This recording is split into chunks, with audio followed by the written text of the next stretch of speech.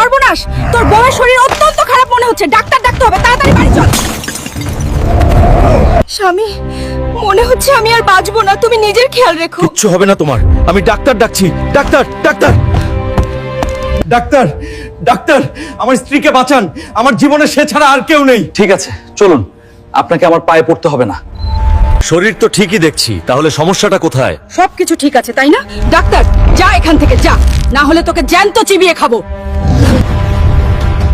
ওরে হালকা, তোর বউয়ের ভূতে পেয়েছে, ডাক্তারের কাজ হবে না, ওঝা ডেকে নিয়ে আয়। अभी मजा आएगा ना भिड़ो। কই গো বড় বউ? আমি থাকতে তুমি আরেকটা বিয়ে করেছো।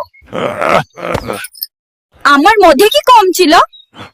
আচ্ছা, আমার হাতে মার খেয়েছে, তোর পোষাচ্ছে না যে আরেকটা ধরে এনেছিস। তুমি মারলে এই বউ আমাকে বাঁচাবে।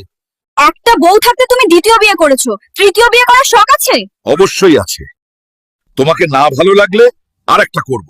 বড় বউ এসো, মারো এই ঢেমনা, তাকে আবার বিয়ে করবে বলছে। এত বড় শখ তোরে বিয়ে করার, তোর আজ আমি বিয়ে ছাড়িয়ে দিচ্ছি।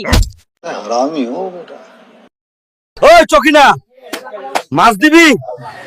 তোর তো ধার অনেক বেড়ে গেছে, বাসও অনেক বড় হয়েছে, আর বাকি দেব না। ধার দিবি না? আজ সন্ধ্যায় আসিস পাত খেতে, আমি থাকবো না। তুই পাত খেতে না থাকলে খেলবো কার সাথে? নে